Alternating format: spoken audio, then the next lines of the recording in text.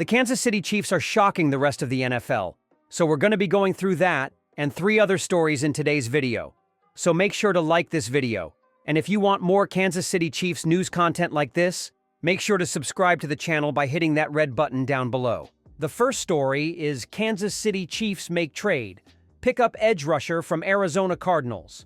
The Kansas City Chiefs have added depth to a thin group of edge rushers. KC made a trade late Monday, acquiring Arizona Cardinals edge rusher Cameron Thomas for a 7th-round pick, according to the NFL Network's Ian Rappaport. The 6'4", 267-pound Thomas, selected by the Cardinals with a 3rd-round pick, 87th overall in 2022, is a former teammate of Chiefs punter Matt Araiza at San Diego State. Both players earned All-America honors at the school in 2021. In the last 2 seasons, Thomas has played 32 games for the Cardinals with 3 starts in 2023. Pro Football Focus has graded him as an above-average player each year in both pass rush and tackling. The Arizona Republic's Theo Mackey reported that Thomas, based on snaps in the preseason, was quite low on the Cardinals' depth chart, even with a weak edge rushing room. Thomas was a draft pick of former Cardinals general manager Steve Keim. Thomas still had some preseason highlights against the competition he faced. He had 3 sacks in 3 August games, tied for 3rd best in NFL, which included 2 in Week 2 against Indianapolis. His 86.6 Pro Football Focus grade in that contest was the 11th highest out of 189 NFL edge rushers playing that week. The addition fills a position that's long been a depth concern for the Chiefs. KC has George Karlaftis and Mike Danna as reliable edge players, while hoping 2023 first-round pick Felix Anudike-Uzomah can produce more in his 2nd season. Malik Herring is also back, and the Chiefs will get some reinforcement late in the season when Charles Omenihu returns from a knee injury suffered in last year's playoffs. NFL teams typically need another rotation piece there, however, and 2023 undrafted free agent Truman Jones seemed like the next player in line before Monday's trade. Jones has no NFL snaps after spending last season on the team's practice squad. Before the trade, KC was slated to have 2 2025 7th-round draft picks, while also projected to add up to 2 7th-round compensatory picks after losing numerous free agents this offseason. In the second story, Kansas City Chiefs star tight end Travis Kelce has had an eventful offseason, filled with contemplation, speculation, and ultimately a decision that sent waves through Chiefs Kingdom. He's coming back for another season.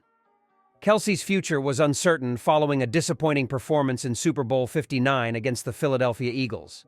Despite being a dominant force throughout his career, the game was one of his worst outings, finishing with just 4 receptions for 39 yards. It was an uncharacteristic showing for the future Hall of Famer, and the frustration was evident. In the days following the loss, Kelce openly admitted on his New Heights podcast, co-hosted with his brother Jason Kelce, that he was contemplating retirement. The decision wasn't an easy one. At 35 years old, Kelce had already cemented his legacy as one of the greatest tight ends in NFL history.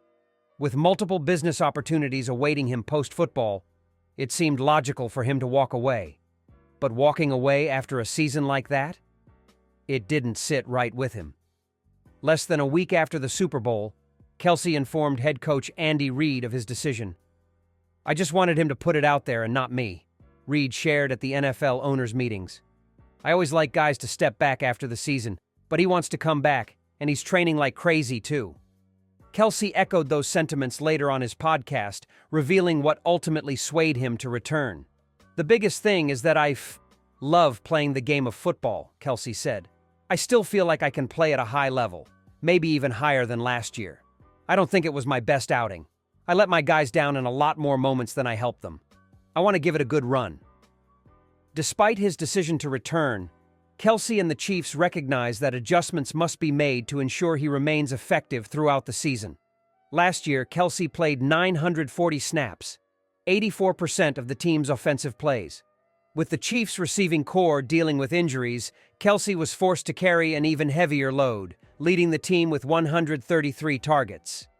However, his production dipped to a career-low 823 receiving yards and just 3 touchdowns. Reid acknowledged that one way to keep Kelce fresh is to reduce his snap count. Has learning when to come out when he needs it, Reid said. We were banged up at the receiver positions, so that didn't help a tight end's cause at all.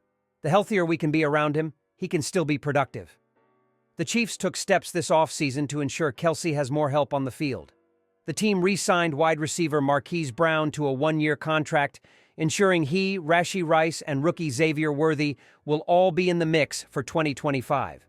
The Chiefs may also target another pass catcher in the NFL draft, potentially adding another weapon for Patrick Mahomes and, more importantly, someone who can learn from Kelce. I'm so excited that he's going to be back, Chiefs owner Clark Hunt said. I think deep down, Brett Veach, Andy, and I felt like he would be back. He loves the game, he loves his teammates, and I know Coach Reid is excited to have his energy back in the building for at least one more year. Hunt also acknowledged that Kelce's chemistry with Mahomes remains one of the most vital components of the team's success. He is already a Hall of Famer and shares a unique chemistry with Patrick Mahomes, a connection that has been a cornerstone of the Chiefs' success. As with every season, fans and analysts alike anticipate watching the duo work their magic on the field once again. Kelce's decision to return not only strengthens the team's offensive firepower, but also reinforces its leadership, as his presence extends beyond just his on-field performance.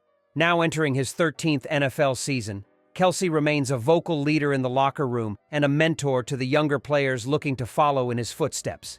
His experience, dedication, and competitive drive continue to set the tone for the team. While questions about his long-term future in football remain, one thing is certain: he is not done yet. Kelce is returning for at least one more season, determined to compete at the highest level and leave the game on his own terms. His passion for football and his commitment to the Chiefs ensure that he will give everything he has for what could be his final run. For Chiefs fans, that's music to their ears. In the third story, Patrick Mahomes is already making headlines with his physical transformation as the Kansas City Chiefs prepare for their off-season program later this month. In late February, Mahomes was spotted courtside at a Texas Tech basketball game sporting a fresh new haircut, a short, more mature drop fade in place of his signature mohawk. But the real change is happening in the gym. Known for his so-called dad bod, Mahomes has slimmed down, shedding weight through intense training sessions with longtime performance coach Bobby Stroup in Tyler, Texas. He'll come back even better than he was, and that's the great thing about him, said Chiefs head coach Andy Reid. In your career, you're always working against these brilliant defensive coordinators. The work is never done. He does a great job of keeping himself in shape. While Mahomes has been planning his haircut for years, his physical transformation reflects his commitment to staying at the top of his game. The 29-year-old quarterback continues to evolve, both in appearance and performance, as he enters another season as the face of the franchise. Despite Mahomes being the league's 13th highest-paid quarterback, tied with Kirk Cousins at an average annual salary of $45 million, the Chiefs have no immediate plans to adjust his contract. The team restructured his deal in 2023, securing him $210.6 million over 4 years, then the richest contract in NFL history over that span. We upgraded his deal within the confines of his original 10-year extension, said Chiefs owner Clark Hunt. That really put in place a system that I don't see changing for several years. More pressing than Mahomes' contract were two key roster moves. The Chiefs retained right guard Trey Smith by placing the franchise tag on him, guaranteeing him a one-year salary of $23.4 million. They also secured linebacker Nick Bolton with a 3-year, $45 million extension, including $30 million guaranteed. Hunt acknowledged that an increased salary cap, rising to $279.2 million, helped the team accomplish these critical signings. We're delighted to have both of them with us in 2025, and hopefully for a long time past this season, he said. Smith, a Pro Bowl guard and one of the most coveted free agents, has started 80 of 81 games, including the playoffs. Last season, he played 655 pass-blocking snaps and did not allow a single sack. I love Kansas City. It's my home, Smith said in an interview with Kay Adams. The fans in Kansas City are some of the best people I've ever been around. Ultimately, I would love to stay there.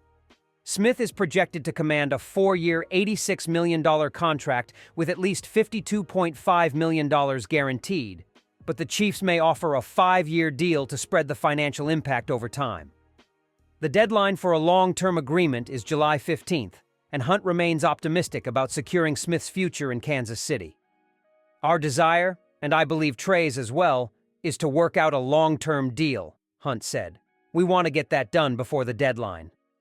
Off the field, the Chiefs are making big moves internationally.